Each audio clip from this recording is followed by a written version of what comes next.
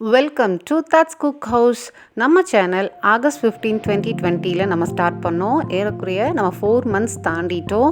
எனக்கு இது ரொம்ப சீக்கிரமாக இந்த ஜேர்னி போயிடுச்சு. என்னாலே நம்பவே முடியல.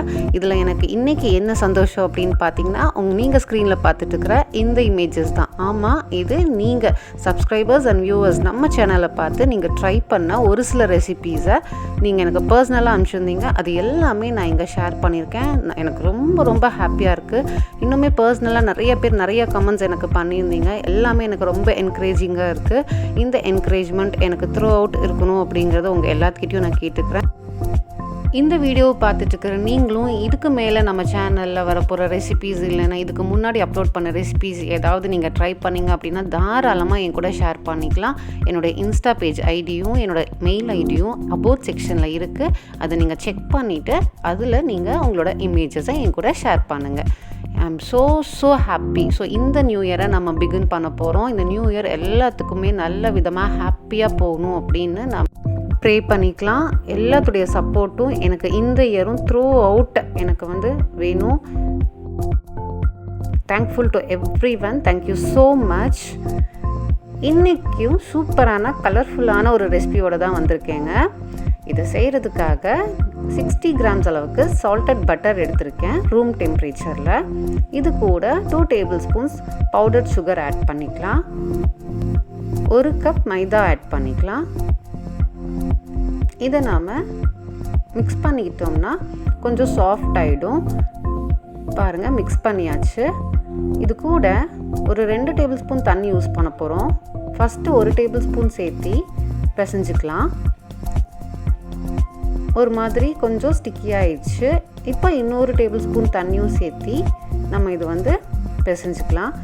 இதை நம்ம அழுத்தம் கொடுத்து சப்பாத்தி மாவு மாதிரி பிசையக்கூடாது. சாஃப்டான டோவாக சும்மா உருட்டி ஒன்றா திரட்டி நம்ம எடுத்து வச்சுக்கணும். இந்த மாதிரி சாஃப்டாக தான் இருக்கும், கொஞ்சம் ஸ்டிக்கியாக இருக்கும் கையில், ஒன்றும் ப்ராப்ளம் இல்லை.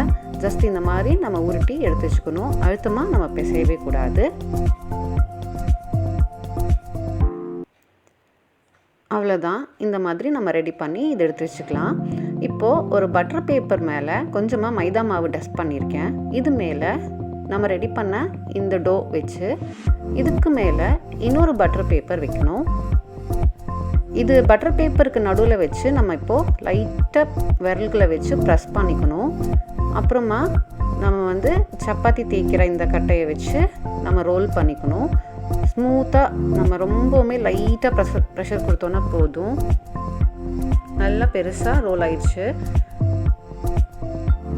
மேலே இருக்கிற பட்டர் பேப்பரை ரிமூவ் பண்ணிவிட்டு குக்கி கட்டர், இந்த மாதிரி ஷேப் உள்ள குக்கி கட்டர் ப்ளெயினாக பண்ணலாம், ஒன்றும் ப்ராப்ளம் இல்லை. இன்றைக்கி நான் விளக்கு தியா மாதிரி செய்கிறனால ஒரு ஸ்டார் ஷேப் மாதிரி நான் குக்கி கட்டர் எடுத்திருக்கேன். இந்த மாதிரி கட் பண்ணிட்டு நடுவில் இருக்கிற மாவை எடுத்துட்டேன். ஒன்றும் இந்த மாதிரி இருக்குது பாருங்கள், ரொம்ப சாஃப்டாக இருக்கும். பார்த்து ஹேண்டில் பண்ணணும், இல்லைனா ஷேப் மாறிடும். சிலிக்கான் மோல்டு யூஸ் பண்ணி நான் அதோட பேஸில் இந்த ஒவ்வொரு ஸ்டார் கட் பண்ணோம் இல்லைங்களா, இதை இந்த மாதிரி வச்சு இப்படி லைட்டாக ப்ரெஸ் பண்ணி கப் ஷேப் மாதிரி அதுக்கு நான் கொடுக்குறேன்.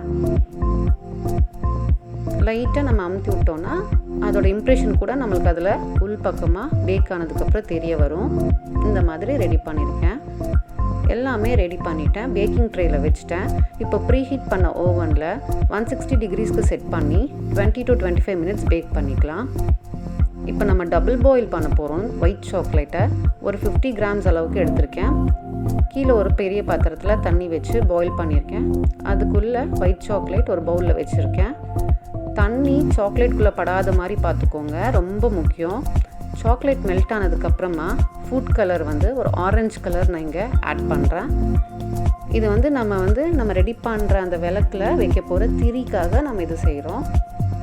ஆரஞ்சு கலரில் நம்மளோட ஒயிட் சாக்லேட் ரெடி ஆகிடுச்சு. இந்த மாதிரி ஒரு ஃபாயில் பேப்பர் இல்லைனா பால் பாக்கெட் எதுலையாவது அதை ஃபில் பண்ணி பட்டர் பேப்பர் மேலே இதை நம்ம மெஹந்தி மாதிரி ப்ரெஸ் பண்ணி டிசைன் பண்ணணும். விளக்குடைய திரி இருக்கும் இல்லைங்களா, அந்த மாதிரி இப்படி எல்லாமே நம்ம டிசைன் பண்ணிக்கணும்.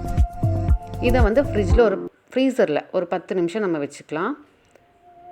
பேக் பண்ணி சூப்பராக இந்த தியாஸ் ரெடி ஆயிடுச்சு. இந்த பிஸ்கெட் பவுல்ஸ் இது ரெடி ஆயிடுச்சு. இதை நம்ம வயர்ட் ரேக் மேலே எடுத்து வச்சு ஆற விட்டுடலாம் நல்லா, ஏன்னா ரொம்ப சாஃப்டாக இருக்கும், உடஞ்சிரும். அதே டபுள் பாயிலிங் மெத்தடில் இப்போ 100 கிராம்ஸ் அளவுக்கு டார்க் காம்பவுண்ட் சாக்லேட்டை மெல்ட் பண்ணுறேன். சாக்லேட் வந்து நல்லா மெல்ட் ஆகணும். பபிள் ஆகிற தண்ணி வந்து பவுலுக்குள்ளே விழுகக்கூடாது.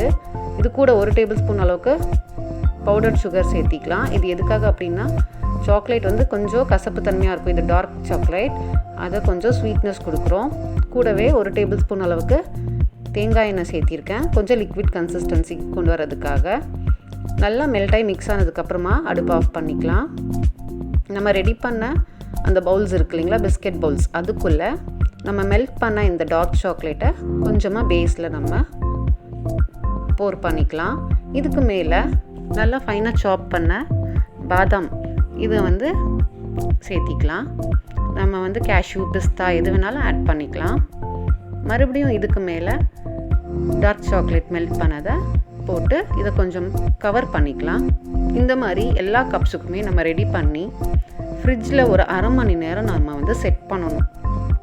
அப்போ கொஞ்சம் நம்மளுக்கு சாக்லேட் நல்லா செட் ஆயிரும். சரிங்களா? செட் ஆனதுக்கு அப்புறமா நம்ம ரெடி பண்ணோம் இல்லைங்களா இந்த விளக்குடைய திரி, இது வந்து சென்டர் பார்த்து இந்த மாதிரி ஃபிக்ஸ் பண்ணிக்கணும். அது நல்லா ஃபிக்ஸ் ஆகிக்கும். இது மேலே நான் அழகுக்காக சில்வர் எடிபிள் பால்ஸ் வந்து ஸ்ப்ரிங்கிள் பண்ணிக்கிறேன். இந்த கலர்ஃபுல்லான தியாஸை இன்றைக்கி நீங்கள் மறக்காமல் ட்ரை பண்ணுங்கள். அப்படியே உங்களுக்கு இந்த ரெசிபி பிடிச்சிருந்தா ஒரு லைக் பண்ணுங்கள், ஷேர் பண்ணுங்கள், நம்ம சேனலை சப்ஸ்கிரைப் பண்ணிடுங்க. Wishing you all a happy new year. Thanks for watching. Bye bye.